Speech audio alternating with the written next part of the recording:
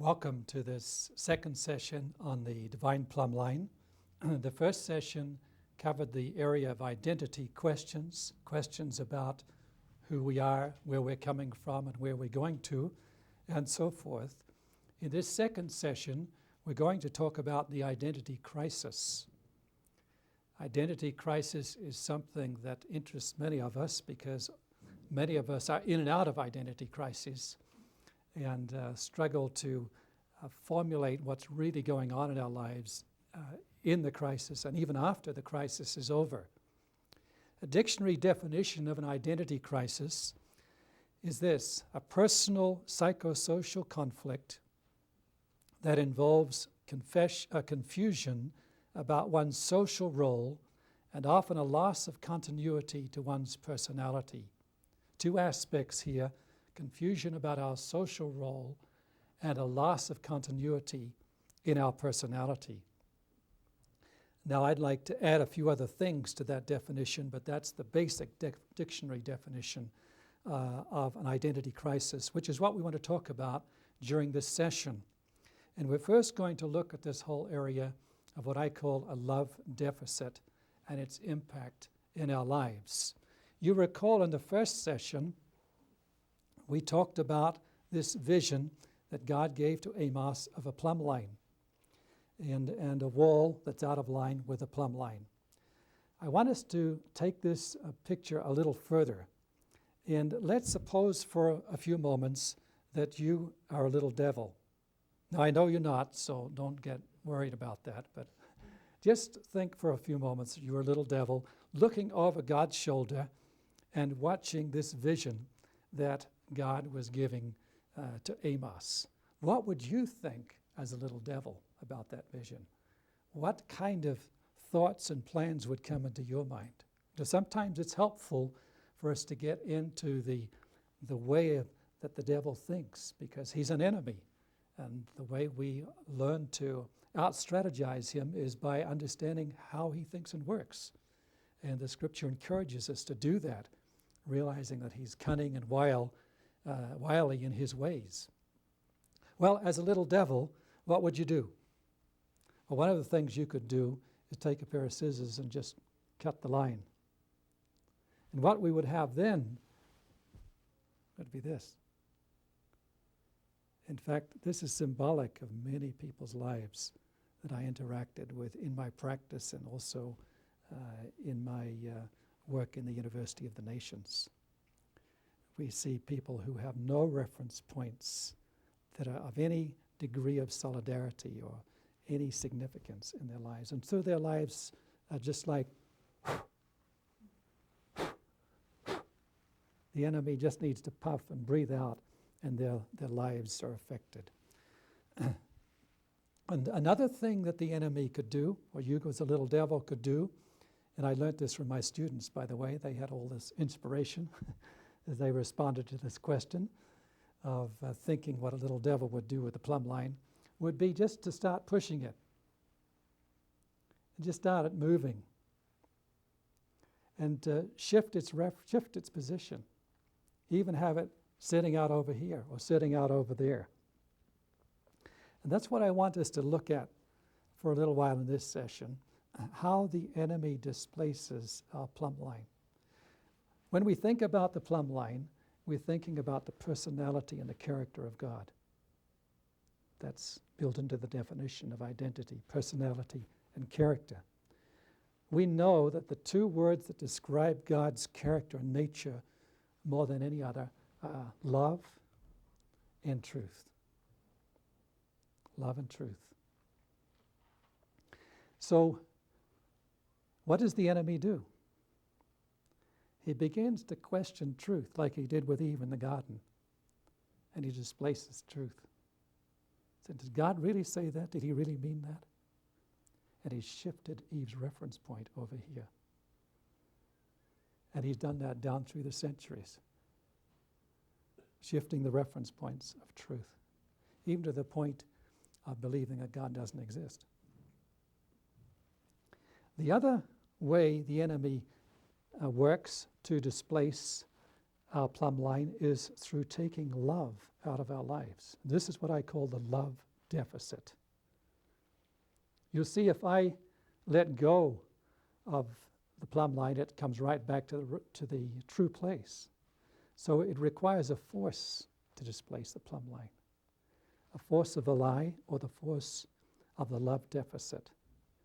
And I want to particularly talk for a few moments here about the love deficit. I think the lie element is more clear to us, but what is not often so clear to us is what I call the love deficit. Now we read in 1 Corinthians chapter 13, the passage that is really the statement about love. We see here that Paul is highlighting love, as he does in other places in his letters to the churches, over and above everything. He's saying that love is greater than the gifts, greater than the miracles, greater than the works that we can do for God. And in fact, he goes on to say there in 1 Corinthians 13 that without love, we are nothing. Without love, we are nothing. As I pondered and meditated on that statement, I saw something very significant. Let's take a look at this next chart, because what we're doing here is shifting the plumb line over to a false position, either through a lie or through the love deficit, or a combination of both, which is even more powerful. And so what happens is when we take love out of a person's life, they're left with rejection.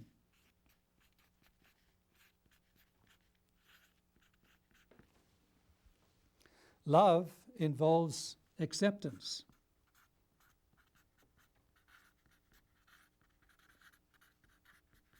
And acceptance is something that we all search for and we all need and desire. And so when love is removed, we begin to feel less and less accepted until we can come into a place where we are wrestling with thoughts and feelings of rejection. And these thoughts and feelings can begin to influence and affect the way we live in a very significant way. But particularly what I want us to look at is some other things that happen when we take love, or when the enemy takes love out of a person's life. And you'll see in your study guide there that the first equation that I have written is U minus love equals, and you'll see it's a 0 here, because this is basically what Paul is saying. Without love, you are nothing. What I came to see through patience and counselees was this, that the greater the love deficit in a person's life, especially during their early developmental years, the less value they felt they had. Let me say that again, because I think it's very important. The greater the love deficit that we experience in our developmental years, the less value or worth we feel we have in our own lives. And because love is linked up to value. When you love somebody or somebody loves you, you share value, you share worth. And in that way, you also share life. What happens, of course, when love is taken out of a person's life, they can grow up with what we call a detachment or a deprivation syndrome that can result in a neurosis that can influence and affect the personality and lock the personality into immaturity and childish ways of behaving because of the love deficit. We don't realize how powerful love is in our growing up years. It's only when it's not there and we see the effects of it. For example, the tremendous problems that we see in children who are adopted out because there's a love deficit that comes in through the adoption process. It's a breaking of a bonding.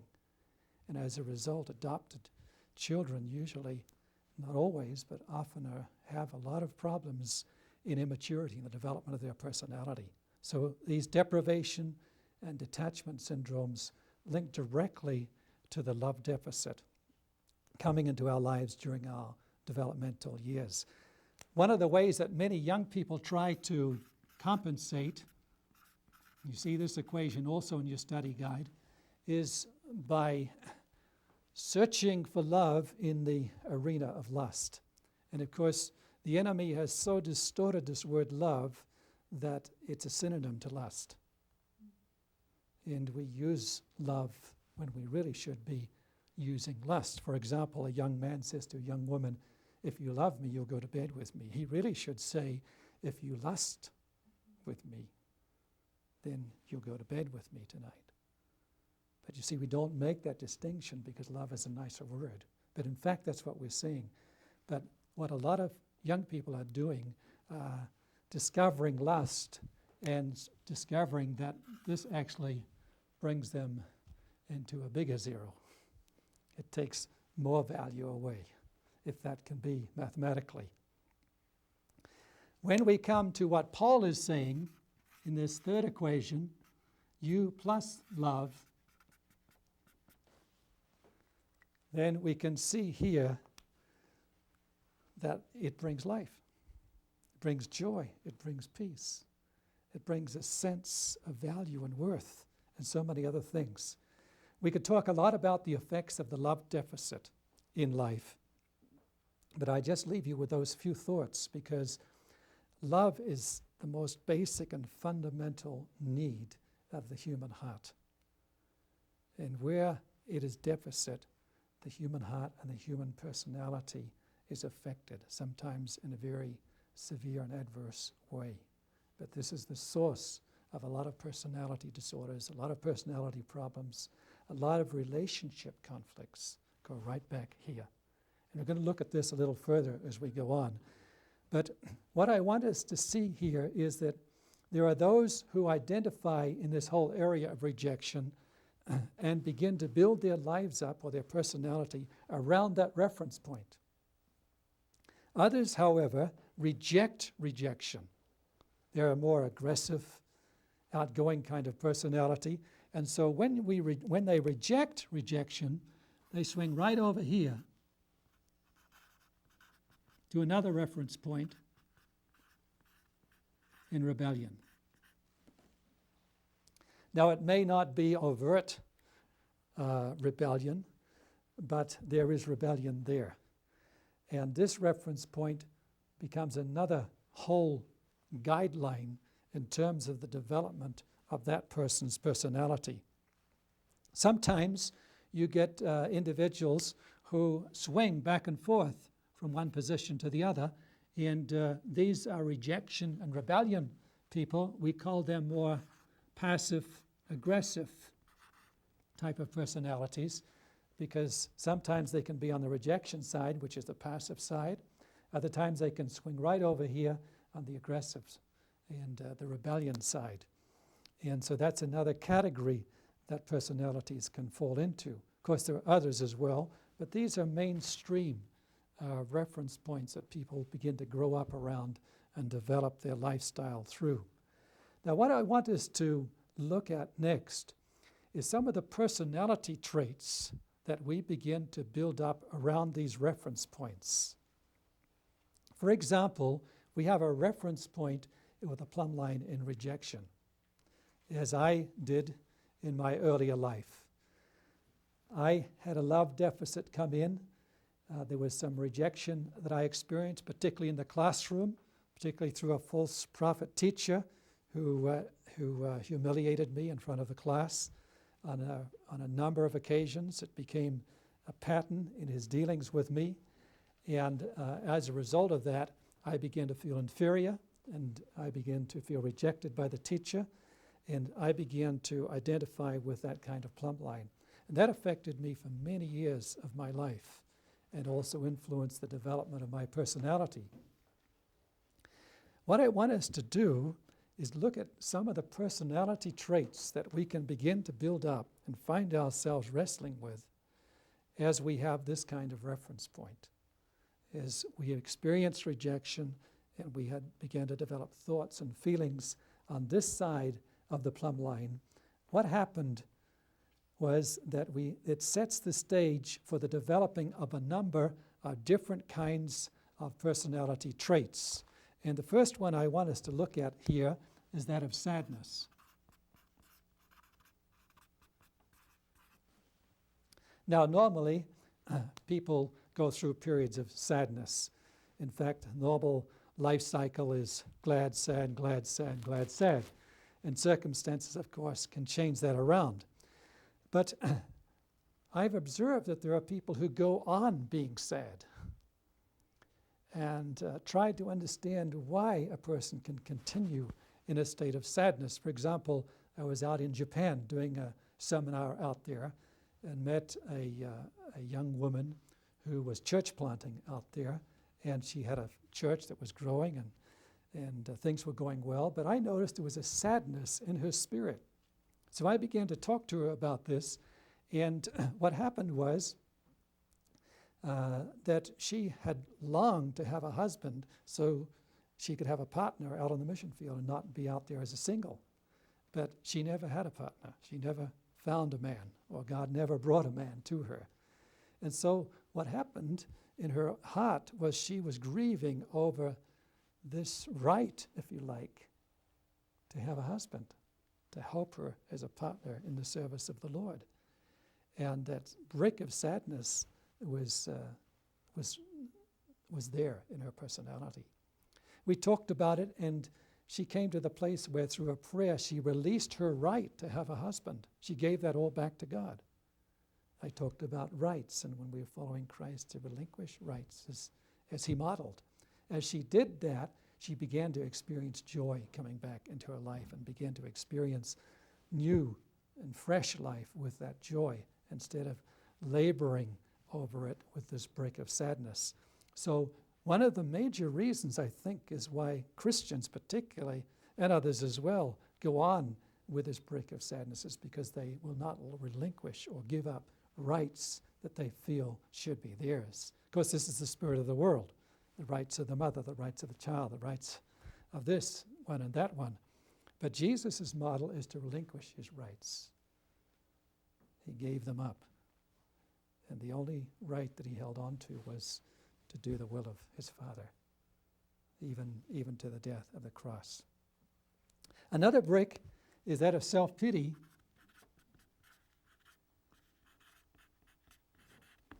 Self-pity is a good friend here to sadness. Self-pity is often comforted instead of being confronted. This kind of person likes to throw parties, self-pity parties. And people go there and heap pity on them, and they feel better. So they need to have parties quite frequently to keep feeling a little bit better about themselves. But self-pity is another brick that comes with this kind of reference point. But self-hatred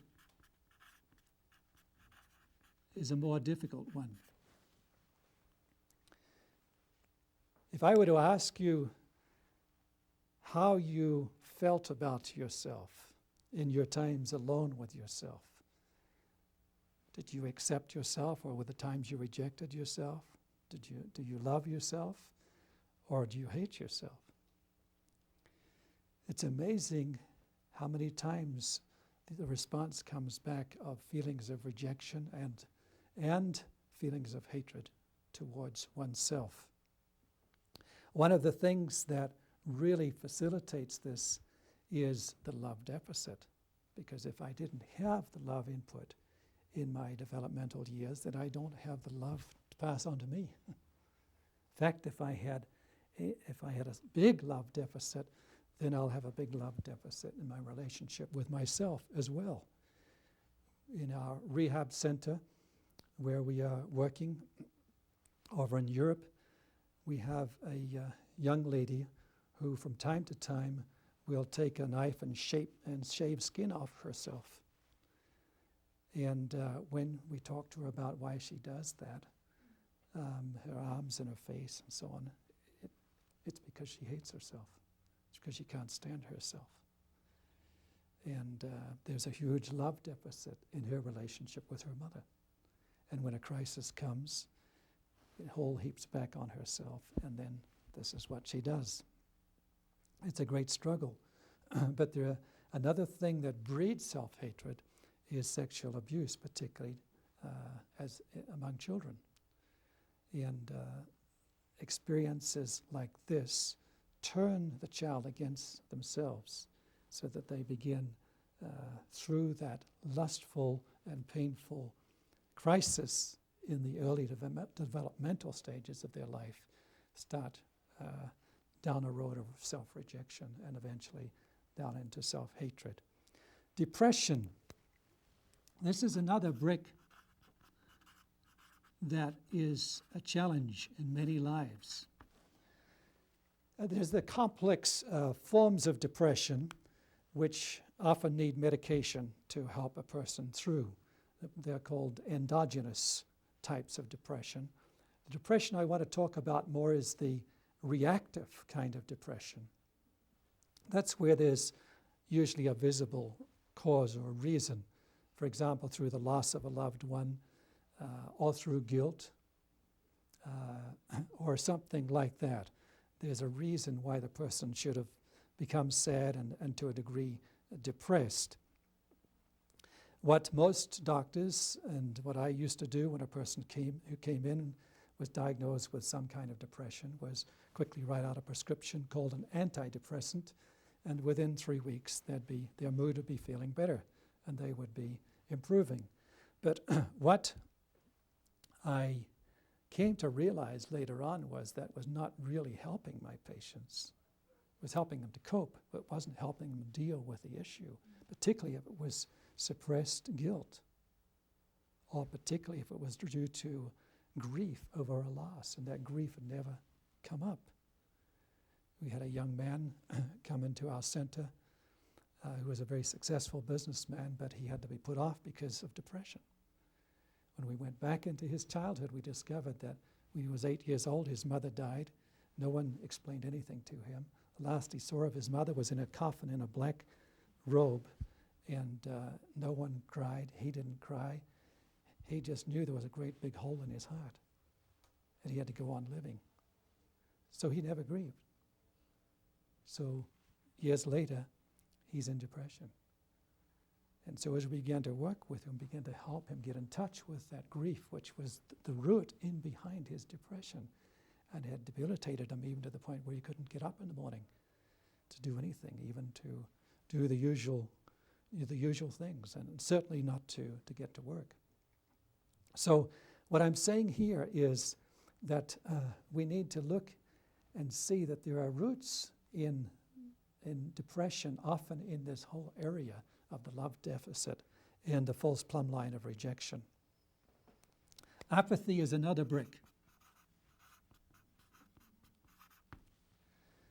When you settle down into a life of rejection, it's easy to feel apathetic and to be apathetic about life in general. In fact, one of the great things that pastors wrestle with in the church is apathy in the pews. And I think it's one of the great things that the Holy Spirit works with in the body of Christ as well, to awaken us out of the whole area of apathy. That's what revivals are about, to break down the apathy and bring us back to a new life in Him. Inferiority is another brick that too many Christians wrestle with. It's a heavy brick in my life for many years. I had a strong inferiority complex, which kept me from doing many of the things that normally I would have done. And it keeps the church incapacitated and sometimes paralyzed from doing some of the things God wants to do through it in the world. Insecurity, this is directly relating to a love deficit. You see a child clinging to its parent, particularly out in a public place, not willing to let the parent go out of its sight. It's often because there's deep insecurity coming out of a love deficit in that child's life, and so they are not free to leave the side of their parent, but become very possessive of them through that insecurity. Failure.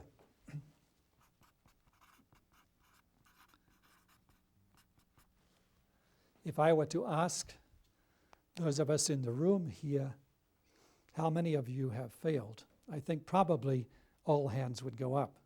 I would put up a couple of hands. But because we fail, that doesn't make us a failure. But if we have a reference point like this, it can do. We can say, I failed, I'm a failure. And that's what that reference point can do to us, and cause us to go into a place of unbelief and hopelessness and other things as well. Guilt. This is another brick that is a very powerful brick, one way or the other. I don't know how you see guilt, but guilt can either be a positive or a negative thing. It just depends on how we respond to it. For example, if I go on wrestling with my guilt and don't face up to it and work with it, eventually it can take me, as I said earlier, into depression. And it can take me into other things as well. And this is what therapists try to do. They try to remove the guilt. This was the great challenge of the whole neo-Freudian movement in therapy, was to try to do something with the guilt that people wrestled with. They recognized that this was a major problem. But what really is guilt? My wife and I were traveling over here and visiting with a friend, and we got into his car, and I didn't put my safety belt on. And so we were sitting there, and a voice spoke up and said, "Fasten your safety belt." And I looked around, and I didn't recognize the voice. And then I realized it was the car talking to me. So then I opened the door a little bit, and then he talked to me again. He said that the rear hand right door is ajar. Please close it. Thank you. And I had a nice little, interesting little conversation, my first one with a car. This was a New Yorker that a friend had, and he was taking us out for a drive in it. And my wife said, "In this world where there's so much talk, who would want a talking car?" And she couldn't understand why he would. Well, it's the warning systems. I was walking alongside a beautiful big motorcycle. I used to drive motorcycles. And all of a sudden, this motorcycle spoke to me and said, "Get out of my space, get out of my space, get out of my space." And I looked over here, and here was the owner, and he had a little remote control thing controlling the voice. A warning system to a potential thief. That's what guilt is. It's a kind of warning system to prevent us from getting away from a plumbline position of life, and to help us recognize if we continue over in this position, we're going to have to pay the consequences. Get back over here as soon as you can. Take responsibility for the things you need to take responsibility for. And of course, as Christians, we have the most wonderful solution to guilt that the world has ever seen. And we'll talk about that more. So guilt is a very important element here, but it can be detrimental if we don't allow it to do its work in our lives. Now, in these next few breaks, I want us to look more at the spirit element of the personality, and I want us to read from Proverbs chapter 20. Here in verse 27, where it says that the lamp of the Lord searches the spirit of man, and it searches out his inmost being. Another translation says that the spirit of man is the candle of the Lord. What does that mean? Well, I have a candle here that I'd like for us to use as an illustration relating to this scripture here. And what the scripture is saying is that the spirit of man is like this candle, this lighted candle. And of course, the light brings life as well as helps us to see in the darkness. If I were to take a tumbler and put that over the top of the candle like this, just watch the flame and see what begins to happen to the flame. Eventually the flame goes out. Now what's happened here is, of course, is that the flame requires oxygen in order to stay alight with. When I put a tumbler over the top, I restrict the oxygen supply, and eventually when the oxygen is all used up, the flame goes out.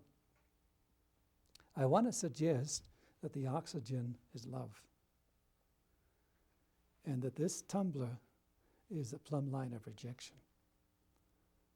It's all the rejections that come into our lives.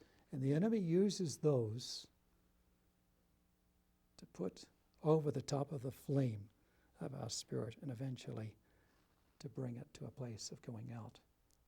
Because it needs love. You need love. I need love. He knows that. He was there, the shining one with God the Father in the beginning, and he understands some of these things more than what we realize. These bricks all relate to this dynamic of what the power, the influence and the power of rejection over our lives and their development. So let's take a look at the effects here. We see the candle, first of all, going into a phase of dimness as the oxygen supply begins to become less. And that's when we're wrestling with rejections of one kind or another, whether they be words or experiences or the loss of a significant person in our lives, whatever it be. And then the flame begins to die.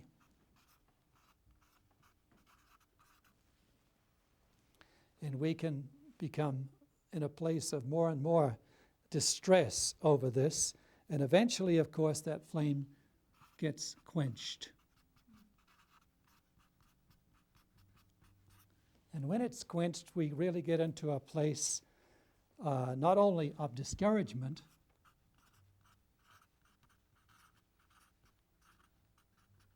but also of despair.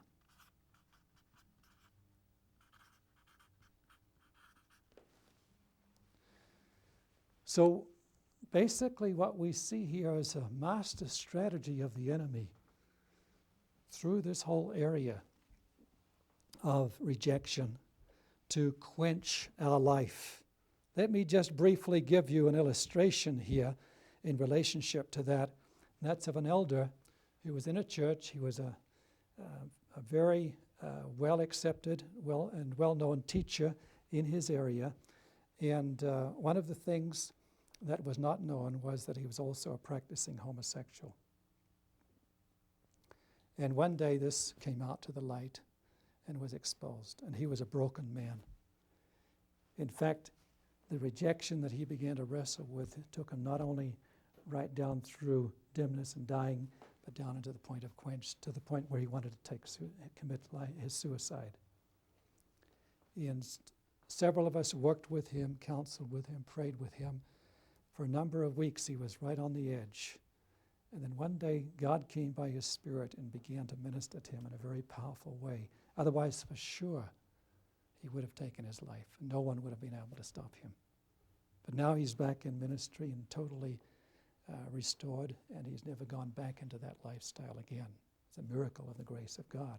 But I share this to illustrate how this all works. But let's swing now over to the other side to see what happens when we have a reference point in the area of rebellion, when we have a more aggressive position in life. Usually on this side, we struggle a little bit around leadership. If you feel uneasy around leadership, it's often because you have some reference points back over in this side. And the first brick I want us to look at is hostility. I was teaching a class in one of our counseling schools talking about the importance of emotions and understanding the language of our emotions. And one of the women students came up in the break and said, I'm having a difficulty to understand what's going on, the strong emotion that's coming up during this last session. So I said to her, well, tell me about this emotion so we can look at it and try to understand what it's communicating to you. Because I've been saying that emotional illness is often a result of not understanding the language of our emotions and responding to them appropriately. So this is what she said. During this last session, I feel a lot of anger coming up, and I wanted to come out to the front and clench my fist and punch you right in the nose with all my might. I took a step back, being not wanting to have my nose crushed in. And I said, well, that's interesting. Thank you for sharing that, and thank you for not doing it. Now, let's talk about this anger. And basically what was going on was she had suffered some deep wounding through rejection from her dad. And she had swung over into rebellion against him. And God was surfacing this deep pain and wound. And in front of that came the anger and the hostility. That was the message of her anger, was that there was a wound down there that needed to be healed. And God began that healing right there in the class at that time. Conceit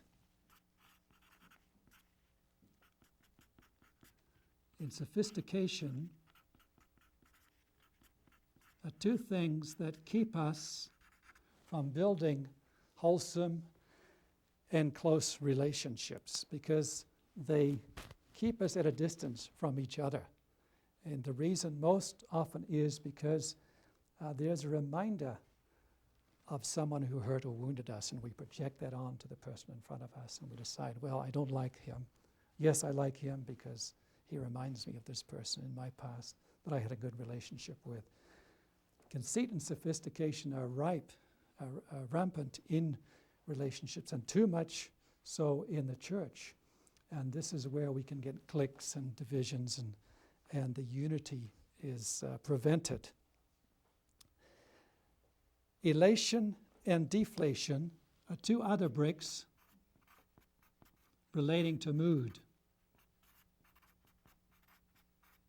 Sometimes we see a person swinging in the way they experience their mood. One time they're way up here and they're very excitable and they just going 20 to the dozen. Another time they're flat and quiet and withdrawn. And this kind of swing of mood is indicating a high level of stress inside. And unless the person gets help to deal with some of the inner issues, they can head on into a breakdown of one kind or another. So the mood swing is another indicator of a lot of conflict and turmoil going on, as can be seen in a person who has a rebellion as a reference point in their lives. Superior. None of us like being around a person who acts out and speaks in a superior way. But the reason a person does this is to cover up inferiority. And when we recognize that, it helps us to reach out to help that person with their problem. Being competitive. Now, there is a healthy kind of competition, but what I'm talking about here is the unhealthy form, where a person is driven by competition. They have to win, or they have to be near the top. And of course, this is something that is brought into the life of a child when a parent dispenses love on the basis of performance. If they do well at school, have a good report card, they do well in their sport, or whatever area, then they're loved. If not, love is held back and even withdrawn. So the child learns to relate performance to love. That means their life becomes performance-driven. They have to compete with whoever's out there, or they don't get love. And that's a trap that many have fallen into in this performance-orientated society. One day God was speaking to me about my sons and trying to prevent them from falling into that trap. They were doing nothing, just playing on the floor here, and I went down to one of them and put my arm around him. His name is Lionel. And I said, Lionel, I just want to tell you that Daddy loves you, and you're special and precious to him. And he looked up at me with a big grin in his face. He said, "I love you too, Daddy," and then just carried on playing on the floor. And God showed me something, that he wanted me to love my children for who they were, irregardless of what they did. That's how he loved me. And I believe there's an important point here in this whole area of parenting. Dominant. Out of insecurity, we move into a place of being dominant in relationships. And then we begin to alienate. Being rigid. Having too much identity and structure, so that when structures are not there or change, we feel very insecure. Manipulation is another brick. We'll talk a little bit more about this brick because it's a very common one and it's very disruptive of relationships at every level. Being stubborn. Stubbornness relates to this whole area of having to be right. How easy is it for you to say to a friend or your spouse, "Sorry, I was wrong"? For me, it's not easy at times. And it's because I realize I have too much identity in having to be right. But who of us is right 100% of the time? So this brick can also be a difficult one in relationships. Being unteachable.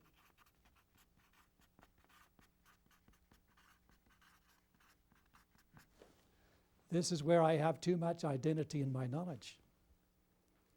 So if my doctrine is challenged and someone disproves it, I have an identity crisis. That incidentally has been part of the history of the church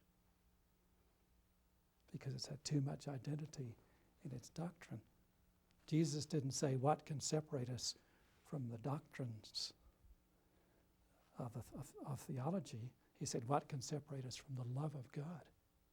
It's love where we find our value, and it's love where we need to return to discover our true identity.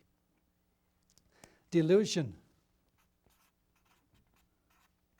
When we go on in deception, we come to a place of a delusion, and this is where we really are totally convinced of the truth of a lie. And this can be very devastating. Some things that affect our spirit here: bitterness and resentment. If we fail to forgive, if we choose not to forgive, basically what we choose is resentment and bitterness.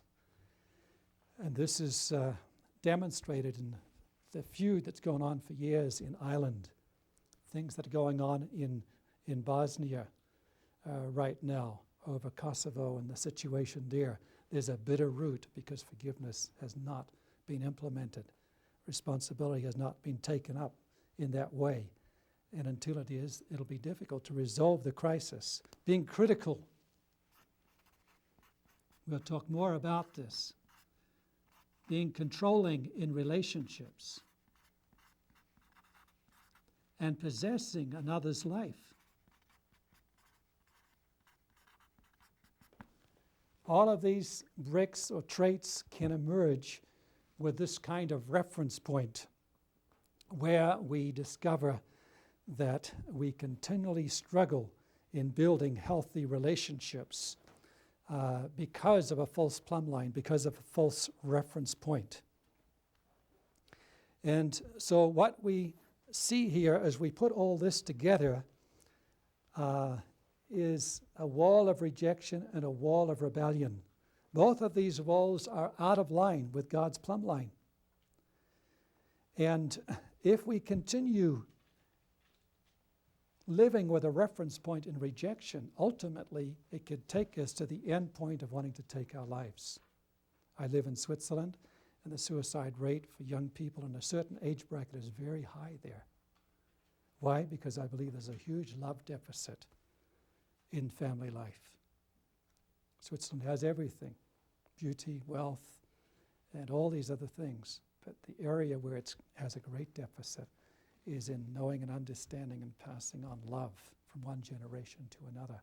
So the suicide rate surfaces this element. The reference point in rebellion, then instead of taking our own lives, we get to the place where we move to take someone else's life. And that's how homicide happens. So you see, when we have a reference point that's passive in rejection, or one that's aggressive in rebellion, the end result either way is death. In fact, this is what Paul is talking about in Romans, where he says, "Who shall deliver me from this body of death?" And so what I'm demonstrating here, just by us meditating on this vision God gave to Amos and then developed through Ezekiel and others, is what Paul talks about. When we try to build our lives up with a reference point other than God's reference points, then what happens is we're moving away from life. We're moving away from the inheritance that God has for us. These are called in the world alternative lifestyles. I want to suggest that there are alternative death styles and that there are no alternative lifestyles. There is a lifestyle that is symbolized here in the Plumbline. And this is a place that God calls us to live. And the closer we live to it, the greater our inheritance, the more fulfillment, the more significance, the more value and worth we feel as we live according to God's ways. Now, there are some questions that you can look at in these sessions, and I want us just to want to encourage you to take some time out just to meditate on the questions in relationship to your identity, and particularly this session on identity crisis. So I'd encourage you to look through these bricks and see where you have experienced a brick in your own life. Maybe you're still wrestling with one or other or more of these bricks. In one of our sessions, a man put up his hand in his 60s, very successful businessman, and he said, "What happens if you've got all of the bricks?" Well, God met with that man in a very powerful way during that seminar, and his walls just came crumbling down, and he began a whole new life in relationship with God, with himself, and began to work on his family relationships, which had been devastating as well. So think about what we're talking here and take some time out to process in your own heart and life with God, and we'll come back to talk more about this whole area of identity as it relates to Christianity.